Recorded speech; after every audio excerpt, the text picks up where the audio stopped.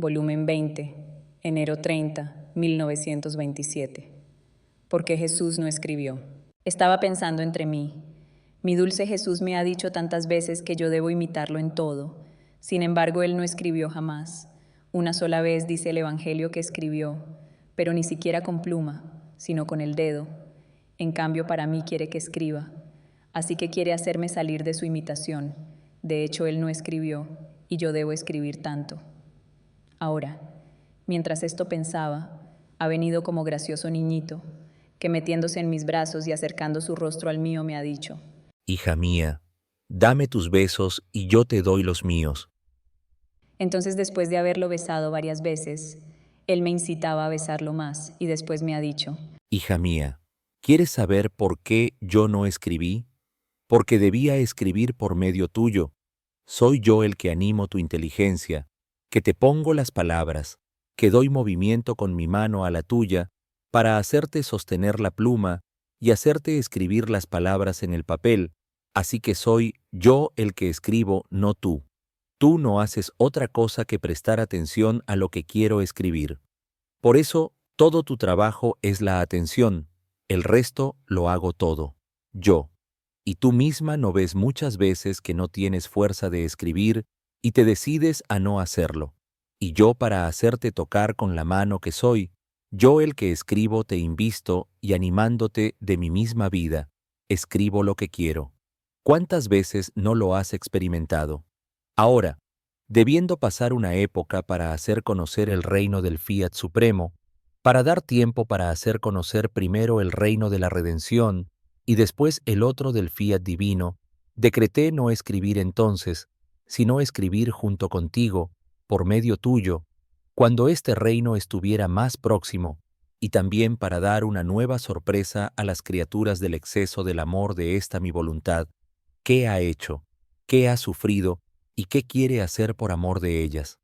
Muchas veces, hija mía, las novedades llevan nueva vida, nuevos bienes, y las criaturas son llevadas tanto a las novedades y se dejan como transportar por ellas, mucho más que las novedades de las nuevas manifestaciones sobre mi divino querer, que tienen una fuerza divina y un dulce encanto, que lloverán como celeste rocío sobre las almas quemadas por la voluntad humana, serán portadoras de felicidad, de luz y de bienes infinitos. No hay amenazas en estas manifestaciones, ni miedo, y si alguna cosa de temor hay, es para quien quiera quedar en el laberinto de la voluntad humana, pero en todo lo demás no se ve otra cosa que el eco, el lenguaje de la patria celestial, el bálsamo de allá arriba que santifica, diviniza y da la garantía de la felicidad que sólo reina en la patria bienaventurada. Por esto me deleito tanto en escribir lo que se refiere al Fiat Divino, porque escribo cosas que pertenecen a mi patria. Será demasiado pérfido e ingrato quien no reconozca en estas manifestaciones mías el eco del cielo, la larga cadena de amor del querer supremo, la comunidad de los bienes de nuestro Padre Celestial, que quiere dar a las criaturas, y como queriendo poner todo a un lado lo que ha pasado en la historia del mundo, quiere comenzar una era nueva, una nueva creación, como si ahora empezara la nueva historia de la creación. Por eso déjame hacer, porque lo que hago es de suma importancia. Después de esto le he dicho: Amor mío, parece que más que todo amas mucho este reino del eterno Fiat. En él tú concentras todo tu amor, todas tus obras, y por eso, casi como que sientes el triunfo de que todas servirán a este reino. Si tanto lo amas, ¿cuándo vendrá? ¿Por qué no te apresuras a hacerlo venir?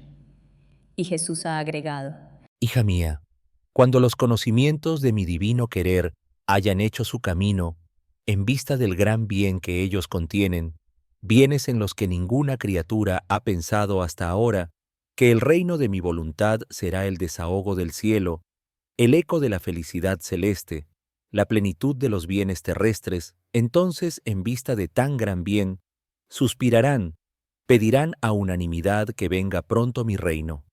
Así que tanto toda la creación en su mudo lenguaje, muda solo en apariencia, pues dentro de ella está mi voluntad, que con voz fuerte y elocuente pide sus derechos de que sea conocida, domine y reine sobre todos.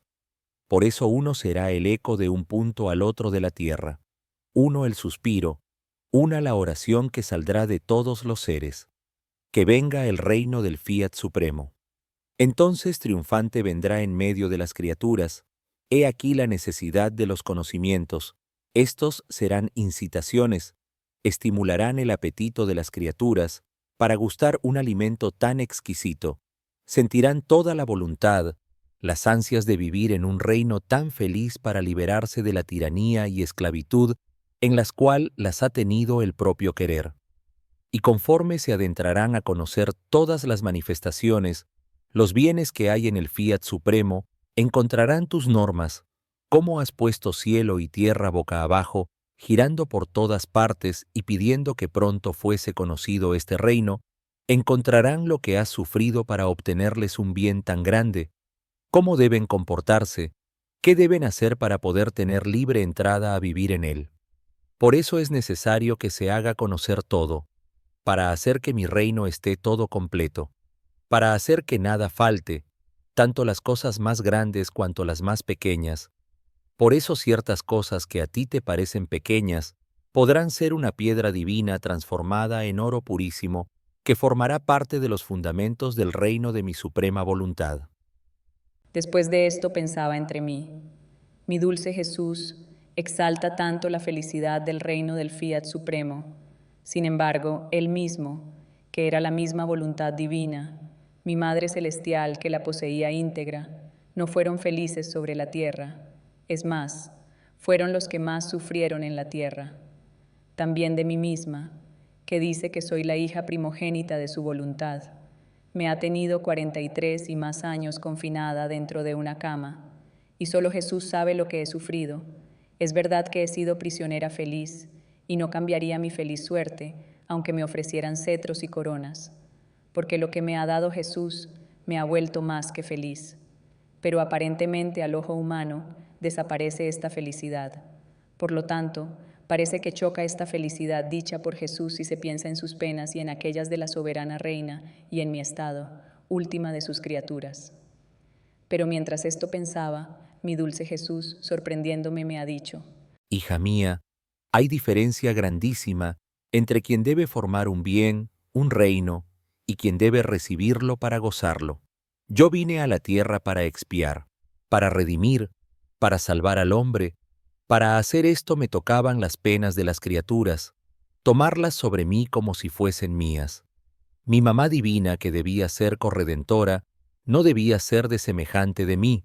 Es más, las 5 gotas de sangre que me dio de su corazón purísimo para formar mi pequeña humanidad, salieron de su corazón crucificado. Para nosotros, las penas eran oficios que venimos a cumplir, por eso todas eran penas voluntarias, no imposición de la frágil naturaleza.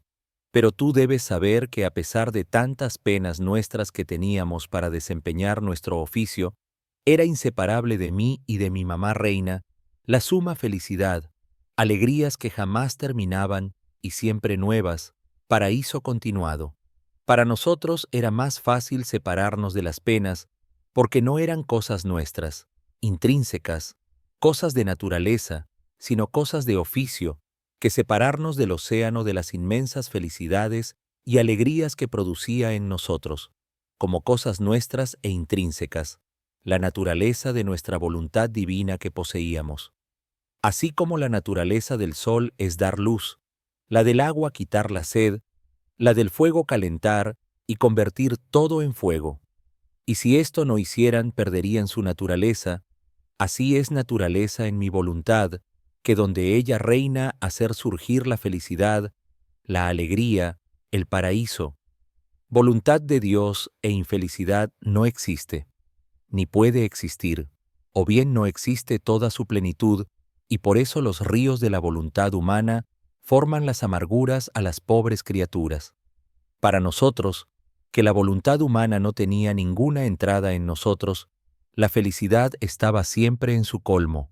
Los mares de las alegrías eran inseparables de nosotros, hasta sobre la cruz, y mi mamá crucificada a mis pies divinos, La perfecta felicidad jamás se separó de nosotros, y si esto pudiese suceder, habría debido salir de la voluntad divina y separarme de la naturaleza divina y obrar solo con la voluntad y naturaleza humana. Por eso nuestras penas fueron todas voluntarias, elegidas por nosotros mismos para el oficio que venimos a cumplir, no frutos de naturaleza humana, de fragilidad o de imposición de naturaleza degradada. Y además, ¿no recuerdas que también tus penas son penas de oficio, penas voluntarias? Porque cuando te llamé al estado de víctima, yo te pregunté si voluntariamente tú aceptabas, y tú con toda voluntad aceptaste y pronunciaste el fiat. Pasó tiempo y te repetí mi estribillo.